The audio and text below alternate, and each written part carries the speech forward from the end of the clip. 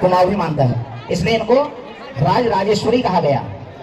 माता को राज राजेश्वरी का पद इसलिए दिया गया क्योंकि गढ़वाल क्षेत्र भी मानता है और कुमाऊं क्षेत्र भी मानता है। कुमाऊं की तो बेटी है, यहाँ की कुल देवी है मां नंदा। तो आज इसी प्रसंग को यहाँ पर छूने का प्रयास हम सबके द्वारा किया जा रहा है, ठीक इसलिए इस पर्व को हम मना रहे हैं। हल्द्वानी में जो प्रारंभ हुआ, कैसे प्रारंभ हुआ, क्या इसकी भूमिका रही, और जो यह मां नंदा सुनंदा दिव्य ज्योति इंटरनेशनल ट्रस्ट है, इनको यह परम सौभाग्य जो मिला, तो इस विषय को लेकर हम सब आपके सम्मुख उपस्थित हैं। मैं पुनः एक बार इस ट्रस्ट का हार्दिक धन्यवाद अपने हृदय की गहराइयों से देना चाहता हूं, क्योंकि मेरा भी परम सौभाग्य, वर्षों से इच्छा थी कि मां नंदा सुनंदा के दर्शन किए जाएं, और इस बार मैंने विचार भी किया था कि अल्मोड़ा या नैनीताल जाऊंगा दर्शन करने, किंतु माँ की इतनी कृपा रही कि माँ स्वयं यहाँ चलकर आ गई, हमको नहीं जाना पड़ रहा है। तो और जो सुनंदा दिव्य ज्योति ट्रस्ट है, इसके द्वारा प्रथम बार सन 2021 से इसका आयोजन किया जा रहा है। यह तृतीय वर्ष है, किंतु हम सब, मैं इसमें पूरे संबंधित नहीं हो पाया। अब हमारे क्षेत्र में आया तो हमको जोड़ने का सौभाग्य मिला, माँ की ही कृपा है। होने को तो हमारी कुल देवी है, सबकी इष्ट देवी है, किंतु इसके पश्चात भी हमसे दूर हैं। अल्मोड़ा में पूजन होता है, नैनीताल में पूजन होता है, भवानी में भी पूजन होता है, किंतु जो कुमाऊं का द्वार है, जिसको कुमाऊं का द्वार कहा जाता है हल्द्वानी, यह क्षेत्र इस सबसे अब तक वंचित था, किंतु हम सबके ही नेत्रों के अश्रों का यह प्रभाव है कि माता स्वयं चलकर यहाँ आई। हम सबका परम सौभाग्य है। तो इसको एक छोटे से मंचन के रूप में यहाँ प्रस्तुत किया जा रहा है, तो आप लोगों का सहयोग चाहिए। और यह जो दिव्य ज्योति ट्रस्ट है, इनके सार्थक प्रयासों का, हम सबको जोड़ने का जो यह प्रयास है, देखिए जितने भी अनुष्ठान हैं, यह एक दूसरे से जुड़ने का प्रयास है। इससे पहले मुझको आप लोगों में से कई लोग जानते थे, कई लोग नहीं भी जानते थे, किंतु इस मंच के माध्यम से वह भी हम सबको जानेंगे। मैं जिनको नहीं जानता था उनको मैं जानूंगा, तो यह आपसी तालमेल बनाने का भी आयोजन है। तो आइए इसकी शुरुआत करते हैं कि कैसे माँ नंदा और सुनंदा का पूजन प्रारंभ हुआ। बोले माँ नंदा सुनंदा की। उत्तराखंड की पावन भूमि, देवभूमि जिसको कहा जाता है, उसके कंकल क्षेत्र में ब्रह्मा जी के पुत्र दक्ष, जिनको प्रजापति का प्राप्त हुआ, और पद प्राप्त होते ही मन में अभिमान आ गया, और उनकी रानी देवी प्रसूति, समय बीतता रहा, माता सती थोड़ी वृद्धि को प्राप्त हुई, तो उन्होंने अपने पिता प्रजापति दक्ष की आज्ञा के विरुद्ध जाकर भगवान शिव से विवाह किया।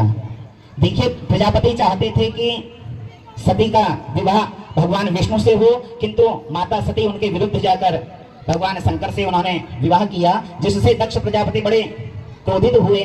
मन में ग्लानि भी हुई कि मेरी पुत्री ने मेरे शब्दों की मान नहीं रखी, मेरे शब्दों की लाज नहीं रखी, तो कैसे इनके पति को अपमानित किया जाए। तो भगवान शिव को अपमानित करने की इच्छा से दक्ष प्रजापति ने एक विशाल भव्य यज्ञ का आयोजन किया। यज्ञ का आयोजन किया गया, सभी देवी देवताओं को जिसमें आमंत्रित किया गया, किंतु भगवान शिव को वहां आमंत्रित नहीं किया गया, क्योंकि उसका मुख्य उद्देश्य था भगवान शिव को अपमानित करना। क्योंकि दक्ष प्रजापति जो थे वह भगवान शिव से कुपित थे। तो दक्ष प्रजापति ने यज्ञ का आयोजन किया। माता सती पिता की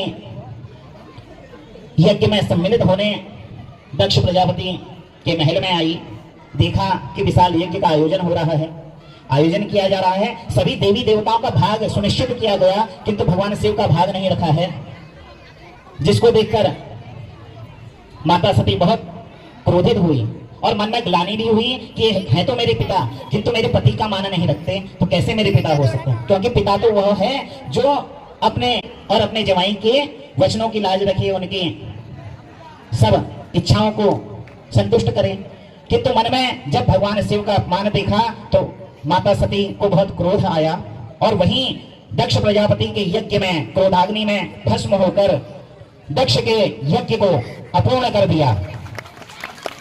माता सती का शरीर जब शांत हुआ और भगवान शिव को इस बात का पता चला कि माता सती ने आत्मदाह कर लिया है, तो क्रोध से भरकर भगवान शिव तांडव करने लगे, भयंकर तांडव किया और जिसे देखकर संपूर्ण ब्रह्मांड त्राही त्राही करने लगा और सोचने लगा कि कहीं समय से पहले ही तो प्रलय नहीं आ जाएगी, क्योंकि भगवान शिव तो साक्षात कालों के भी काल महाकाल हैं, जिनके केवल भुगटे विलास से ये संपूर्ण ब्रह्मांड थर-थर कांपता है। तो आज कैसे भगवान के क्रोध को शांत किया? तो माता सती का जब तक देह उनके सम्मुख हो तो क्रोध कैसे शांत हो सकता है? भगवान शिव ने माता सती के पार्थिव शरीर को उठाया और संपूर्ण ब्रह्मांड में विचरण करने लगे।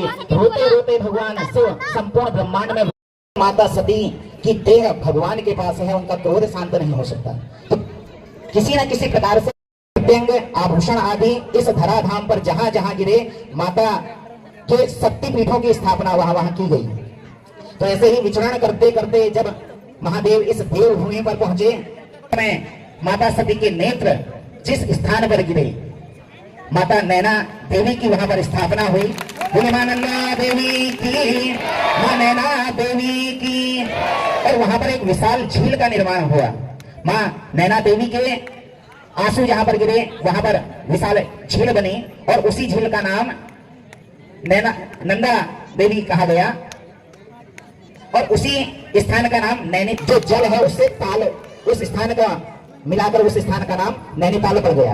और मां के नेत्र जहां पर गिरे वहां नैना देवी के विग्रह रूप में आज भी मां नैना देवी का पूजन किया जाता है। और दो नेत्र गिरे थे, इस कारण वहां पर नंदा सुनंदा, जो माता का दूसरा स्वरूप है, माता सती का ही जो स्वरूप है, जिनको पार्वती रूप में भी माना जाता है, कुमाऊं की कुल देवी इष्ट देवी जो मां नंदा सुनंदा है, तो नंदा रूप में माता वहां प्रकट हुई है, सुनंदा के रूप में मानते हैं। तो एक बार जोरदार जयकार से मां नंदा की, मां नंदा सुनंदा की, मां नंदा। और ये हमारा परम सौभाग्य है कि कुमाऊं का क्षेत्र है, मां कुल देवी है यहाँ की। नैनीताल, हल्द्वानी सब वैसे तो एकत्रित हैं, क्योंकि यह हमारा द्वार है, कुमाऊं का द्वार कहा गया हल्द्वानी को। और हम सब मां नंदा के आशीर्वाद से एक तरह से वंचित थे, क्योंकि नैनीताल में है, अल्मोड़ा में पूजन होता है, भवानी में पूजन होता है, किंतु हल्द्वानी अभी तक इससे अछूता था। तो मां नंदा सुनंदा की कृपा से मां नंदा सुनंदा दिव्य ज्योति इंटरनेशनल ट्रस्ट पर माता की कृपा हुई। आशीर्वाद स्वरूप माता ने उनको यह आदेश दिया कि इस भव्य आयोजन को आप अपने क्षेत्र में भी लेके जाइए, जिससे इसका और विशाल स्वरूप यहाँ तैयार हो। तो देखिए, इतिहास में पहली बार हुआ है कि मां नैना देवी की ज्योत जो आज तक शायद किसी को नहीं मिली, वह इस मां नंदा सुनंदा दिव्य ज्योति इंटरनेशनल ट्रस्ट को प्राप्त हुई सन 2021 में। और उसी के साथ यह आयोजन यहाँ पर प्रारंभ किया गया। आज इसका हम तृतीय महोत्सव यहाँ मना रहे हैं 2021 के उपरांत, और हमारे क्षेत्र में यह आयोजन हो रहा है। इस ट्रस्ट का जो मुख्य उद्देश्य है, हमारी संस्कृति को आगे लेकर जाना, सभी लोगों में एकजुटता बनाए रखना, क्योंकि मुख्य उद्देश्य है हम सब लोगों को जोड़ना, संस्कृति से हमारा परिचय कराना। आने वाली जो पीढ़ियां हैं उनको इस आयोजन के विषय में बतलाना कि क्यों यह आयोजन किया जा रहा है, किस लिए आयोजन है, मां नंदा सुनंदा वास्तव में है कौन, जो कुल देवी हैं, यहाँ का राज राजेश्वरी का गौरव जिनको प्राप्त है, मां नंदा सुनंदा। तो दिव्य ज्योति इंटरनेशनल ट्रस्ट के द्वारा यह जो आयोजन किया जा रहा है, इतनी गहराइयों से एक बार आप सभी का बहुत बहुत हार्दिक आभार प्रस्तुत करना चाहता हूं। और मन में यह कामना है कि आज यह जो मां नंदा सुनंदा के रूप में उन कदली वृक्षों में प्रकट होता है। बोले मां नंदा सुनंदा की।